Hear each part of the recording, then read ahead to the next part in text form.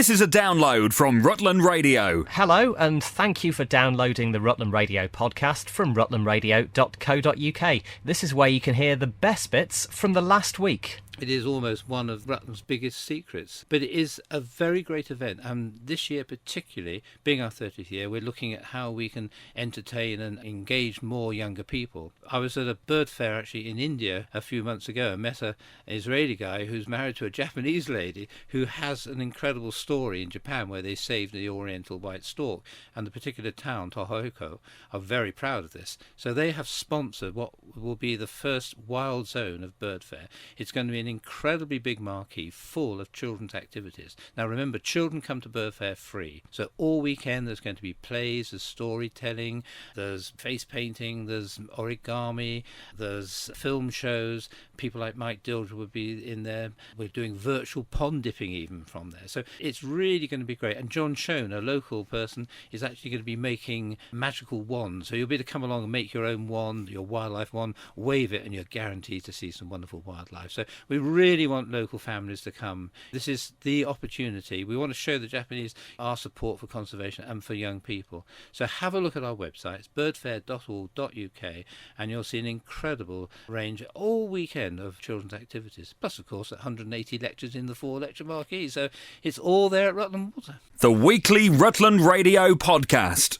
I'm Holly, I'm 16 and I'm from Stamford High School. And I'm Lucy, I'm 16 and I'm from Casterton College.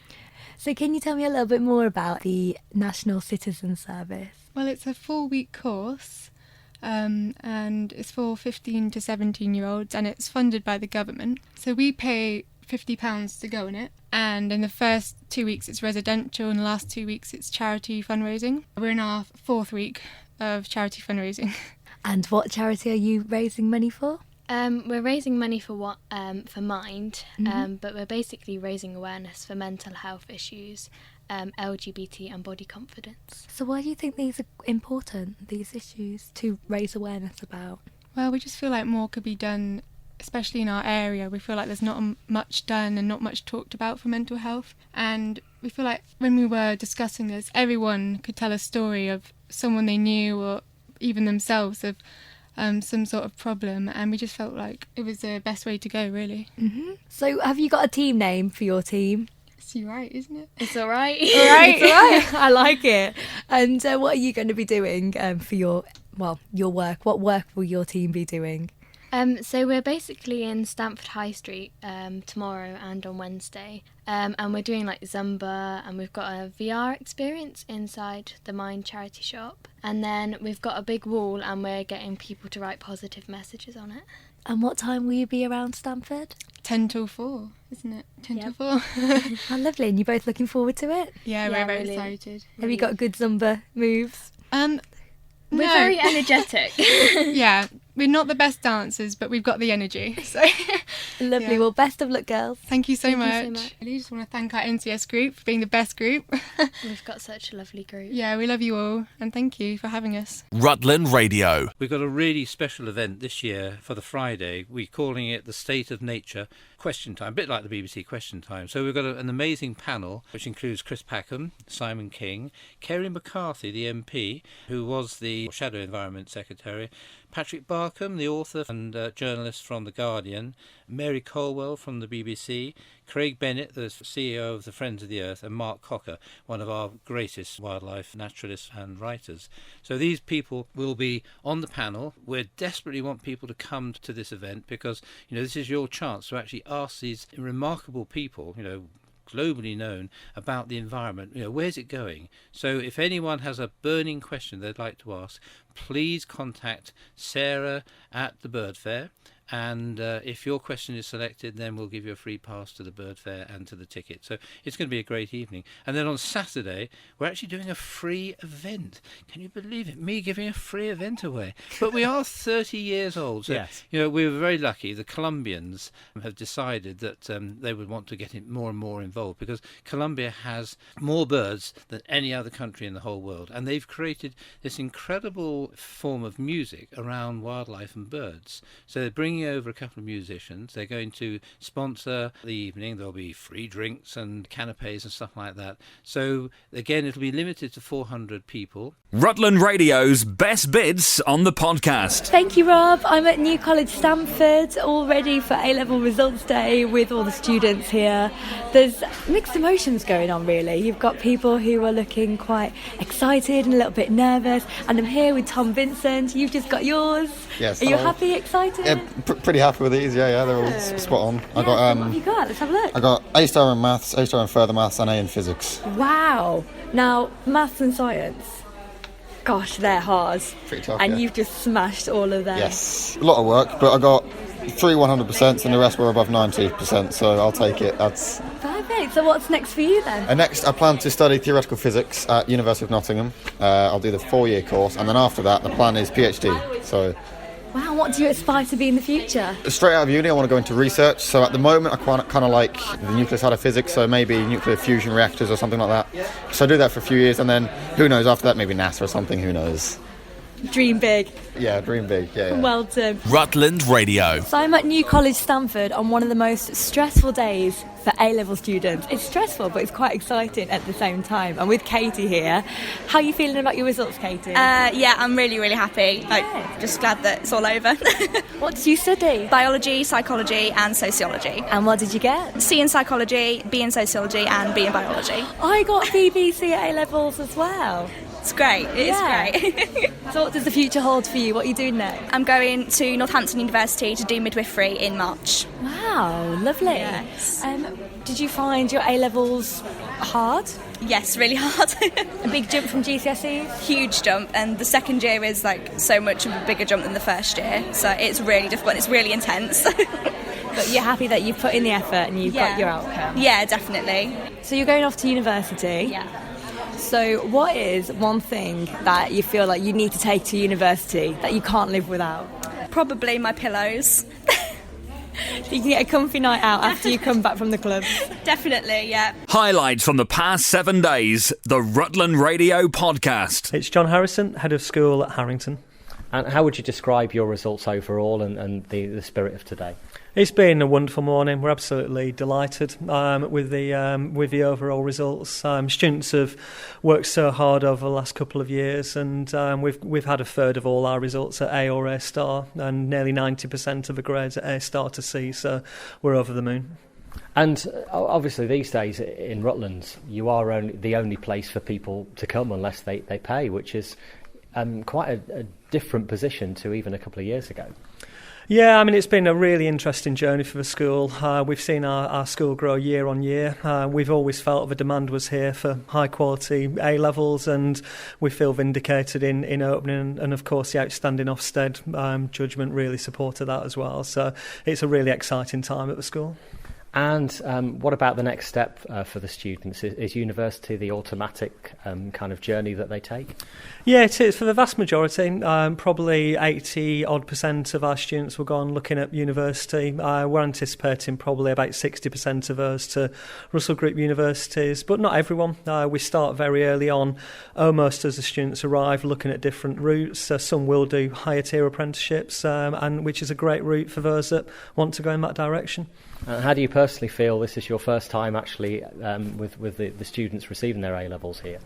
Yeah, incredibly proud, as you might imagine. I always say we're incredibly blessed with both the students and the quality of teaching here, and just to see it all come together on results day obviously is a wonderful morning. Rutland Radio. Thank you, Si. I'm here at Harrington School. I've got 3 students in front of me. I'm Beth and I got an A star and 2 A's in psychology, biology and chemistry. I'm Thomas. I got 2 A stars and 2 A's in physics, maths, chemistry and in EPQ. I'm Indira and I got an A star and 2 A's in maths, physics and geography. So a lot of science here. What's EPQ? That's extended project qualification. So it's like where you choose a subject, do some research on it and write up a report. And it's sort of an additional thing you can do to help you when you apply to uni. And uni's quite like it. And are you all going off to uni after this? Yeah, I'm going to study vet medicine at Bristol Uni. And you're going to become a vet, hopefully? Hopefully, yes. Yeah, wow. I'm actually doing an apprenticeship with the MOD. in weapons, ordnance, munitions and explosives. Wow, is that something you've always wanted to do? Or? Not really, I just sort of saw the advert on the Apprentice website and I thought it looked quite interesting. And you're off to uni as well? Yeah, I'm going to Sheffield to study civil engineering. Is it more the case that there's less people going to uni, do you think? Yeah, I mean, I looked at it and thought it's not really for me, all the rising fees and everything. I thought I'd probably want to do an apprenticeship because they pay you to do it.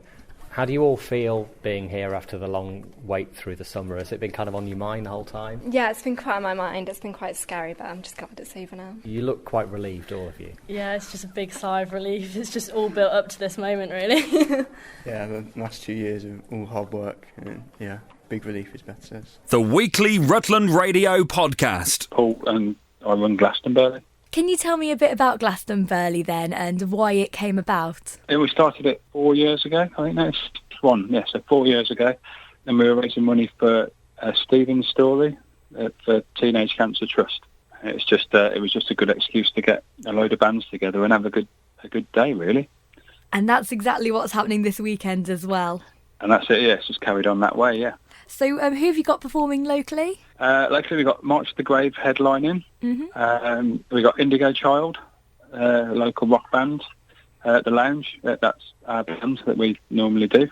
We've got Manky Beds from Oakham, Jordan Paul, he's from Stamford Way as well. We've got a band called Age, which is Dave, he's from Stamford. Fredo and Johnny from the band Risky Trick, they're going to do an acoustic set for us. And then we've got Helen Smith is Peterborough Way, and another band called Decades, and they're from over Peterborough Way as well, I think. So you've got loads of fantastic bands that are local, loads. And it's working out well because the actual Glastonbury wasn't on this year because the field needed a refresh. So if people are missing Glastonbury, they can come down to Glastonbury. Exactly, yeah. Less mud, but just as much fun, hopefully. So it's on at the Lord Burleigh, isn't it? That's it, yeah. And do people need tickets? No, it's just turn up. It's all free. Just turn up, and there'll be buckets going around. We're raising money for Teenage Cancer Trust again this year. Come along and just have a drink and watch the music, really. Rutland Radio. David Linder, here we are again for the 30th Bird Fair. How many do you think you've actually been involved with? I remember being in my pram back in the early 90s, and I've been to every one since then. So I've seen it grow, which is phenomenal. I think the Bird Fair itself is a genius idea. And it's unique as well because many have tried, and not just in the UK but abroad, to sort of replicate what happens here, and it just has never worked. And I think it's due to a number of factors. The main factor is that Britain is the home of birding. That's where birding first originated, and it's just got that sort of, I suppose there's more people interested in birds and wildlife per head than there is in any other country, so it kind of works in that respect. But also I think it's for me, it's a fixture in my diary that I never change. It's always there. It's, Bird Fair, Christmas. That's about it, right? They're the two dates that I always keep in my diary. And tell us about this weekend and what you're up to. Obviously, you were here on the first cruise. What a beautiful evening for it as well. You must have seen an osprey. Surely. Yeah, we saw. In fact, this has been my best cruise. Actually, we saw ospreys actually quite close to us. Plus, we saw a couple osprey with actual fish. So it was fantastic to see from that respect. And plus, the light is amazing. At the moment, there's such a lovely glow in the sky, and it's not raining now. It's actually blue sky, so it's beautiful. But I've got a new book. It's called How to Be an Urban Birder, and it's basically the subtitle. The subtext is how to look cool with a pair of binoculars around your neck in a city street. It's an A to Z of how to, recognise habitats in cities, what birds you're likely to see in cities up and down the UK, and also a look at the sort of things you could be wearing and how to use binoculars and that sort of thing. So it's a book that's never been written before in many ways because no one really has written about how to watch birds in cities. So I'm really happy, and it's out now, and I'm excited. Plus, my foreword has been written by Jamie Oliver. Isn't that incredible? How on earth? Because I know him. He's a friend of mine. But and he's been filming near Rutland as well recently with his other show, I know. Well, there you go. Yeah. It's serendipity. It all happens in Rutland, isn't it? Yeah, Rutland is the centre. Absolutely. David, Linda, have a great bird fair weekend. Where will we find you if we actually come up to the reserve over the weekend? You'll find me wandering around. I tend to sort of move about maybe a foot an hour, so I'm slow moving, so you should be able to spot me.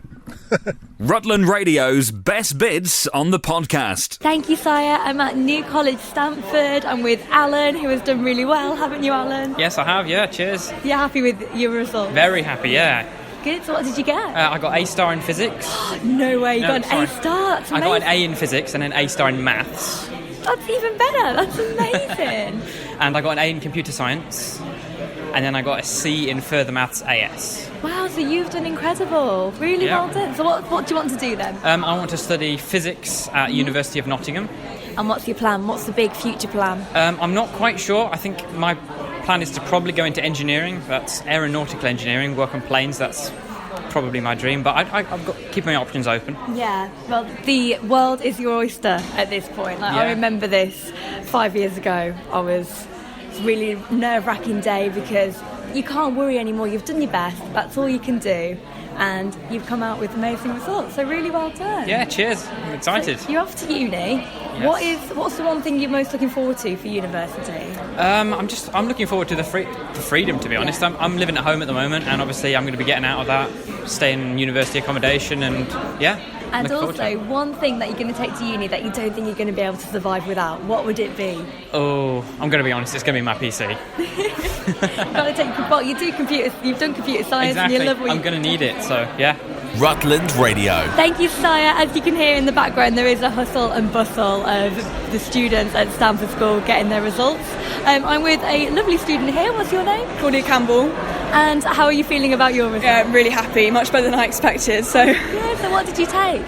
Geography, chemistry, biology. Mm-hmm. And what do you want to do in the future? Geology. Mm-hmm. So hopefully go into like mineral exploration or hydrocarbon exploration, something like that. Oh wow! So where are you going to study? Durham. Okay, so you're going up north? Yeah, I'm really excited. And what are you most excited about for university life? Well, the reason I really like Durham was the collegiate system, because I feel like it's like boarding school. That's why I picked St Mary's. Because I just loved the whole atmosphere at Durham, and just I wanted to get away from Stamford because I've been at Stamford since reception, so I wanted to go somewhere new and ready to spread your wings. Yeah. Now, one thing when you get to university, what is the one thing you're going to take with you that you think you won't be able to survive without? That's a hard one. I can't think. Obviously laptop, definitely. Mm-hmm. William Phelan, and I'm the principal of the Stamford Endowed Schools. So how are you feeling about your students today on this really special, it can be an exciting day, nervous day for some? You always forget each year how much energy you get in the room through all these students, having worked so hard and done so many different things, and they all come together, and it's a really exciting day for everybody. More smiles than tears? Oh yeah, definitely more smiles than tears. But there's always a few tears, some tears of joy, and there's always a few students in every school who have to change their plans slightly. So what we're here to do is we're here to make sure that we're there to help them if they need to change their plans. But the vast majority of students are going where they want to go to do what they want to do. So, and that's the key to A-levels, really. That's what you want them to be able to go and undertake whatever course they want and where they want to do it. Do you know a percentage, or do you know any figures at the moment about the results? Yes, I do know figures. Certainly, our A-star level has gone up significantly, which is very pleasing, because one of the changes is at A-level is there's been an increasing move towards linearity, which is end-of-session exams, which is how I did them, but probably not how you did them. And what that means is there's the definite change, end-of-session exams after 2 years. So, given that context, the results are really, really strong. So we're very pleased. So I'm at Stamford School, Harry Clayton, you've just got your results and you've got an interesting story apparently. Yes, well I've just got my grades, I got A-star, AC, but I'm taking a gap year next year to play rugby in Australia. Wow. With a team called Eastern Suburbs in Sydney. And then I got my place at Newcastle the next year after that to study planning and geography. So nice one. So you're going to spread your wings a bit before you settle down and do more studying, because it's intense. You've done about like 18 years of education. I don't think I could go back to school yet, so especially after summer. So best of luck with it all. Thank you. Cheers. Charlotte Twigg, it's a special day for you because you're picking up your A-level results. And it's your 18th birthday! Yeah, it's really exciting. Wait, well, how did you feel this morning waking up thinking, I've got to go get my A-level results? I really felt nervous just opening up the UCAS website and didn't really like it at first, but it's really exciting. I got into Bath. Lovely. So, yeah. Yeah, you happy with your results? Yeah, I am. And what are you doing in the future? Chemical engineering, yeah. Have you got any birthday plans for tonight? Probably going to party. I don't blame you. Well, that's it for this week's Rutland Radio podcast. If you have any comments, you can email us via the website, rutlandradio.co.uk, and we'll have a new version on our website from Monday. This is a download from Rutland Radio. For more information, go to rutlandradio.co.uk. This is a download from Rutland Radio. Hello, and thank you for downloading the Rutland Radio podcast from rutlandradio.co.uk. This is where you can hear the best bits from the last week. I'm David Duckett. I'm manager of the waste and recycling at Rutland Water. I'm a regular volunteer at Rutland Water. We've got about 27 volunteers in a big operation where we're shifting something like 7 or 8 tonnes of waste that's generated over the Bird Fair weekend. And we're aiming, as you say, to recycle a big percentage, certainly trying to achieve 90% if we can. I'm Carol. I'm Nick. And what kind of things are you actually sorting and what are you able to do here? I mean, it's very much a manual sorting process. It is. We separate out the plastic, which can be recycled. Obviously the glass bottles, plastic bottles too, of course. Paper, card, food waste. Cans and any sort of metal. Any metals, yes. That's and then easy. Anything that's really badly contaminated has to go to landfill or equivalent. They use a lot of wooden cutlery at the Bird Fair. In fact, they're required to use it, I think. So we sort that out separately.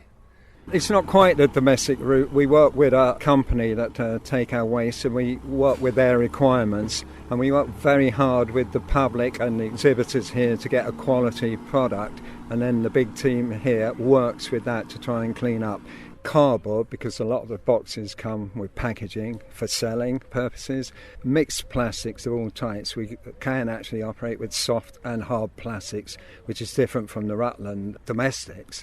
Black plastic and stuff like that? Yes, at the moment our recyclers are allowing black plastic into our system, but we have very little. We have very little of that food waste that people buy from supermarkets in plastic trays. The weekly Rutland Radio podcast. So my name's Sammy Lambert and I am the project manager for the new build and development. I'm Sian Cheverton. I'm one of the trustees for the Rutland Housing Community Trust, and I have been a GP in Oakham. Now, we're here at Willowbrook on Willow Crescent. Tell us what this currently does, Sammy. We are a residential home supporting adults with learning disabilities. We're a 10-bed home currently with 8 service users, and we provide home care and support for all our service users. We also have another couple of houses within Oakham which offers the same support in a supported living environment rather than residential. And Sian, as a trustee, the Rutland House Community Trust, people have known about it for years. They probably don't really realise these days what it does as much as it used to. Yes, in fact I think this is one of the best kept secrets in Rutland, and it's a wonderful service. In the old days, I remember when I was young, people with mental disabilities were put into big institutions and had terrible lives, very regimented, lived on wards, had no choice about what they could do or even what they could wear. And things have changed over the years, and thank goodness we now have people able to live in the community. And it's wonderful when people with disabilities can live with their families, but that's not always possible.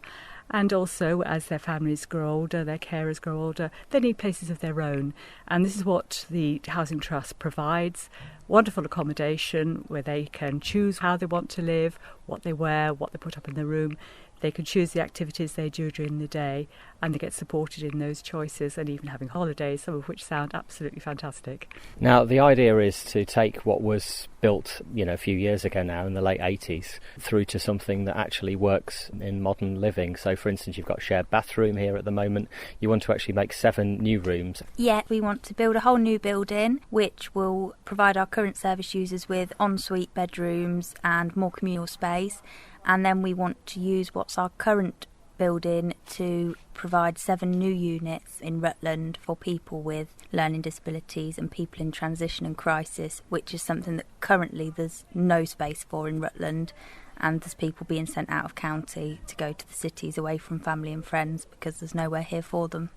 So what's holding you up at the moment? You've spoken to Rutland County Council, presumably you've got the money to do this. We're still at the very early days. It's a bit of a learning curve for us all, but we're applying for planning permission, and this has to go to the Oakham Town Council, who own the land here, and then the Rutland District Council, who have the final say.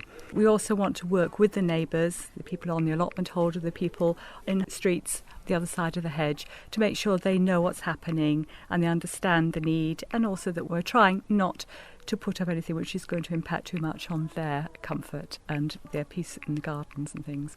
So essentially you're looking at a new building that will broadly do the same as the one that served you well, but take it forward into the next century. That's right, and then use this present building to provide additional accommodation with individual units for people either in crisis or who have perhaps less intense needs and can live more independently. Now, whenever people hear about building work going on in their back gardens or near their back gardens, they're obviously going to be concerned and wonder what it's going to be. I mean, at the moment, what this is basically, you know, a big bungalow here. Is it basically going to be another one of these that you're looking to put together? It will be a two-storey building because we're going to do have offices in rather unsuitable accommodation on the High Street in Oakham, and it would be lovely to bring the office and the office staff down here to be within the project. So there will be a second floor, but it still will be a very low-impact building and shouldn't overlook any other buildings. As you see, there's quite a lot of tall trees between us and neighbouring houses. I know, Sammy, that the reason that you invited me here was to really get the word out about what you're doing. What can people do from this stage on? Just be aware of us, really. I think we are, as Sian said, a bit of the unknown secret in Oakham. Just people to be aware that we're here, what we're doing, and if they support us, have it known that they support what we're doing, and yeah, just know we're here. Know we're here, and if anyone's got any advice or suggestions or can help with fundraising or anything along that line, then that would be brilliant too. So you're meeting with the town council later tonight, as it will be, because it will be tomorrow, just so you don't get... Yes. So you're meeting with the town council later tonight. Is that really to explain, you know, what you're hoping to achieve? Yes, and also to put our case. I think there has been a hearing already which we haven't been present at, where very properly people who live nearby were able to put their objections forward and their fears for what might happen, how it might impact on their own homes. We just want to put the other side of the case and make sure people understand that we don't see this as a very intrusive development, but it is a very important one. Rutland Radio. So we're here in the Rutland Radio studio. I'm Rob Passardi. I do the breakfast show every weekday from 6 in the morning. Joined this morning by Sam Newcombe from the Rutland Osprey project. Now, Sam, you started at primary school getting into the Ospreys. Is that right? Yeah, I started in year 5, so pretty much at the start of year 5 I started. And was it something that people kind of volunteered for, or were you volunteered to do that? So I started when I went to the bird fair for the very first time. I think I met Ken, who is an education officer. So I met Ken, and then he got me into it and educated me on birds and wildlife. Now, 30 years of the bird fair, and the whole emphasis this year has been getting children more involved. What would you say to people of your age about the bird fair? What's it like for you as an experience? I mean, when you go in, there are loads of people, but if you're really into nature, you can literally just talk on the same level to other people who have the same interests. So it's just kind of like amazing because you get to know people who you probably wouldn't get to know in like the rest of the world. So it's just amazing. And you met some famous people while you were at the bird fair as well? Yeah, I met Mike Dilger and Nick Baker, and I met Yolo Williams as well. So it was amazing. And you were part of the Osprey stalls, so people, I suppose you saw local people that you know, and there were people from other countries that were trying to find out about the Osprey project. I did interviews last year as well with Mike Dilger and Nick Baker, and then people came up to me and said, "Hi Sam, you probably won't know me, but great job on the interviews last year." And I was like, who are they? But they obviously saw it on the website, so I'm kind of glad for the support. Excellent stuff. So the Osprey project, I suppose for this year it's starting to come to an end as the ospreys start to migrate. But what do you know about the project at the moment? What sort of stage is it at? Well, we have 8 nests. And then 14 chicks have fledged. The pair on Manton Bay, Maya and 33, they had 2 chicks and they fledged, and they've both migrated. So we're keeping an eye out on Maya and 33 to see whether they migrate as well. So they're both here at the moment, but we're expecting them to go within the next 2 weeks. So you're clearly really into the wildlife and Rutland Water and the Osprey project. So what would you ultimately like to do with that? So I would like to get a degree which allows me to work with nature, and I'd like to do some bird ringing as well. So I want to become a bit like Lloyd Park and Tim McCrill. So I want to aspire to become a better naturalist. They're great role models, actually, aren't they? And if they're listening this morning, I bet they'll be massively touched to hear you mention their names. And, well, very best of luck with everything. How old are you, by the way? I'm 12. So you've got a little while to go, but I think Tim started at the project just a few years after you when he was about 16, so you never know. Could be talking to you in 5 years or so, running the Osprey project. Who knows? Rutland Radio's best bits on the podcast. There was rivalry between the makes of cars because the manufacturers were using them for reliability tests to see who's went the quickest and also whose manufacturer was the most reliable. In addition to that, it was very much rivalry between lords and ladies of the day who were giving often their gardener or their chauffeur the opportunity to drive these new machines. But of course, when it came down to winning, who should be at the podium but the Lord of the Manor?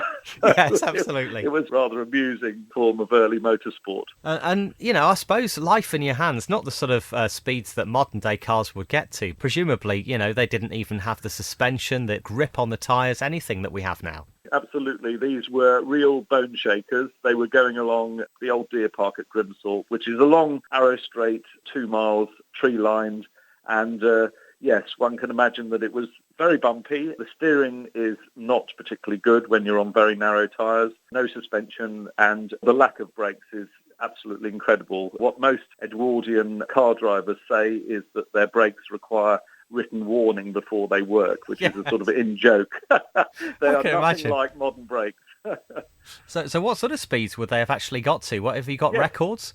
Yes, we have, probably between sort of 35 and 45 miles an hour, because these were very low horsepower cars, probably the horsepower of your average garden tractor these days. Something that your listeners may be particularly interested in is we look back in the records, and we're lucky enough this year's event to have a car which was manufactured in Stamford. It's called a Pick, P-I-C-K, and it was made by a gentleman called Jack Pick, who was a blacksmith, and he operated in Stamford between 1899 and 1925.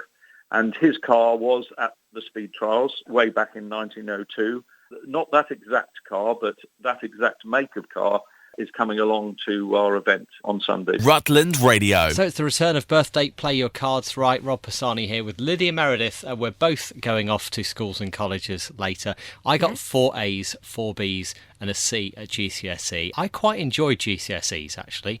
Yeah, that was because you could pick subjects that you wanted to do at and GCSE, they were easier than A-levels. That's another reason I enjoyed them. What about you? What did you get? Gosh, I think I got about 11 GCSEs. I got A's and B's. Yeah. I know I got a C in ICT. Oh, right, yeah. I don't remember what any of mine were in now, but No. there you go. But anyway, right, let's get on with Birthday Play Your Cards Right then. Willie Russell, the playwright, is 71 today. Okay. Is Willie Russell older or younger than Jeff Capes, the strongman? Have you ever heard of Jeff Capes? I have, yes. Yeah. Oh, I'm going to say he's older. He is older. Jeff Capes is 69 today. Is Richard Illingworth, the cricketer, older or younger than Jeff Capes? Is this cricketer still cricketing? Yeah, I think he's still cricketing. I'm going to say younger. He is younger. He's 55. And Bobby Gubby, better known as Bobby G, is he older or younger than Richard Illingworth? Now, I remember last time I think I got a clean sweep. Mm-hmm. So, Bobby G, I'm going to say Older. I was willing you to say older because that does mean it's 4 out of 4. Yay! He's 65 today. Bobby G of the band Brookes Fizz. Highlights from the past 7 days, the Rutland Radio Podcast. And tomorrow and through the August Bank Holiday weekend through to Monday, Stapleford Steam have their open weekend with a steam rally, raising lots of money for Laros, Leschan, Rutland's Hospice. And Nigel Spencer's with us this morning. How long have you been involved with the whole thing? Goodness me, 94. But of course, I used to go there in the 60s as a child and ride on the railway. So always been sort of fascinated by the place. And it is unique, isn't it? With this 10 1/4 gauge track, it's not something you'd find in many places. No, there's a few railways around the country, but this is recognised as one of the best of, not just for the size of it, but the way it has to climb quite a steep bank, goes around lakes, over bridges, and of course a nice big tunnel as well. I remember going to Stapleford last August Bank Holiday weekend. Crikey, it was hot. Bank Holiday Monday, it was so hot. We're not going to get those temperatures. Actually, we're just going to get some nice, pleasant weather, I think, mostly. Yeah, I believe it's going to be ideal for steam locos. Obviously, us driving them as well. It's pretty hot sitting in the cab with the furnace right in front of you. So, 17, 18 degrees is ideal for us.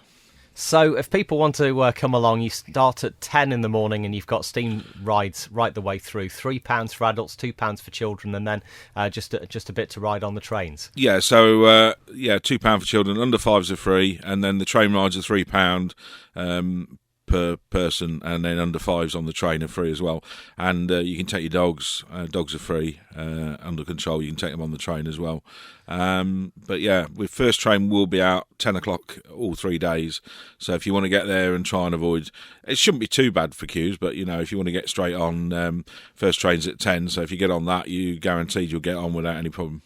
Beautiful grounds as well, actually, where you run the Stapleford Steam. Obviously, you've got Stapleford Park just in the background, and then the way the train track actually runs through the countryside as well. Oh, it's superb. I mean, I was down there the other day. I'm going back up there in a bit, cutting grass with the tractors, and obviously we have to keep the grass right down for a fire risk. And we've got kingfishers flying around, and the egrets are on the lake. The white egrets are in with the herons, and so there's a lot of wildlife that you get to see as well. Can't guarantee you'll see the otters, but they're about as well. So, and this is all a big fundraiser for Laros, as it has been for many years. I guess you must have raised thousands over the years. Yeah, I've lost track now. I think the last count was 80-something odd thousand. It's probably way above that now. But ever since '95, when we opened the railway, we've opened it twice a year, and we raise the money that goes, any proceeds go to Laros. So got a big association with them, and of course Lady Gretton, who owned the railway, is the president of Laros as well. So. And she does like to actually sit there on one of the steam locos and actually take people round. Yeah, she drives one of the locos, John H. Gretton. It's been out for a couple of years for a new boiler. We almost got it completed. We're about a week out on it, so we've waited. We're going to wait till after the bank holiday, but we're going to have 4 locos. One of the locos that's coming over, it's the first time it's been seen in public, running public trains. One of the members built it over a number of years and called Yeeps. It's a Great Central loco, and it's debuting at Stapleford this weekend. So. And you never know who you will see at Stapleford Steam, do you? Because Pete Waterman has been there. Duff from Guns N' Roses was there a couple of months ago. Yes, I know. He came over, and his management team were coming on the train because we had them at the hotel for the download. And I joked, I said you have to bring them over. And I think it was the Sunday or whatever, the next day they turned up with Duff, and he spent about 20 minutes chatting to the fire crew that was stood next to us. And of course, it was surreal. People coming off the trains that knew Guns N' Roses were like, "Oh, it's Duff," taking photos. And I think the photo I took ended up going all around the world. It was in NME and everywhere. They're just one of those bands that always look like rock stars, aren't they? I suppose even when they're off duty. Yeah, I guess so. Yeah, but fair dues. The guys spent quite a bit of time chatting to the fire crew, so hats off for that. The Stapleford Steam open weekend for Laros starts tomorrow morning at 10. Rutland Radio. Thank you, Rob. I've just popped to Tesco in Oakham because the Oakham firefighters are doing something really wonderful for charity today. I've got Mark, Matt and Ed with me. Tell us what you're doing then. Well, this year it's the 75th anniversary of the Firefighters Charity, and they're doing a thing where do 75 miles any which way you can. and we decided that we would try to do 75 miles walking in full BA and under air between 5 of us. So that's what we're doing today. We've just started at 8:30 this morning. Now, I'm sure people will be able to hear in the background, they've got their breathing apparatus on, haven't they? Yeah, so we've got 2 treadmills going all day. The 2 guys behind us, obviously can't see it on the radio, but 2 guys behind us wearing full fire kit with breathing apparatus. Yeah, will last around about half an hour, and then we take over. So it's continuous all day, non-stop. So we're looking at around about half an hour rest, maybe an hour rest, depending on what rotation we've got going on. But with the breathing apparatus, it does really hinder our breathing, so it makes it so much harder. So we are working hard today, so please come down and give us a bit of support. We love it. And Air to the Firefighters Charity. Well, obviously you're going to think it's important, but why? Why is it so important? Well, personally, I used the Firefighters Charity 2 years ago when I had a major knee operation. I had great rehabilitation there. The physios there are absolutely awesome. There's 3 centres around the country dealing with different types of physical and mental injury, and they need all the help they can get to keep going and to keep providing an awesome service for firefighters around the country. Well, best of luck with it all today. I hope it goes well, and really good on you all for doing this. Thank you. Can I say one more thing? Go for it. This charity, the Firefighters Charity, is completely charity funded, no government funds whatsoever, so everything that all firefighters do and members of the public contribute, that's all the money we get, so anything we get is brilliant. Thank you. Highlights from the past 7 days, the Rutland Radio Podcast. So I'm at Barnsdale Gardens with Nick Hamilton, who has had some very special news today.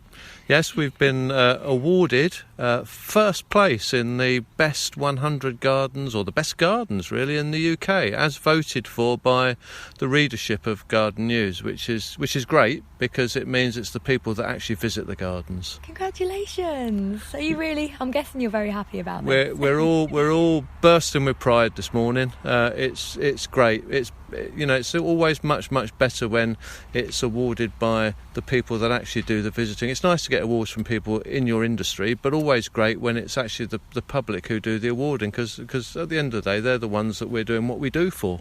And that just shows that Barnsdale Gardens is something that's attracting not just local people from all over the UK. Oh, absolutely, and the world, to be fair. But I mean, people around the world didn't vote, but the UK all over, and we do get visitors from all over. And it's great that tiny little Rutland has beaten all the big boys, and that's fantastic. Because when you look at the list, I mean, there are some really, really big hitters in there, and I think that our great asset has always been and will always be the fact that we are. We produce relative things to what people would have at home. It's all achievable. It's all, it's a nice visit. It's everything that people would want, and they can visualise whatever they look at here in their own garden. So it's a very inspirational place as well. Was it a surprise?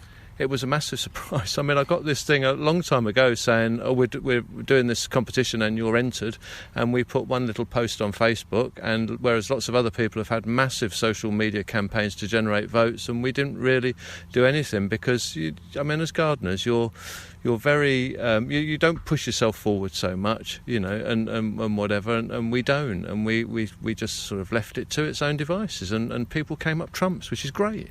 Oh, well, congratulations to you and the team, and keep up the good work. Thanks very much. The weekly Rutland Radio Podcast. Thank you, Sire. I'm here with Joe Whitehead, the new head gardener here at Burley.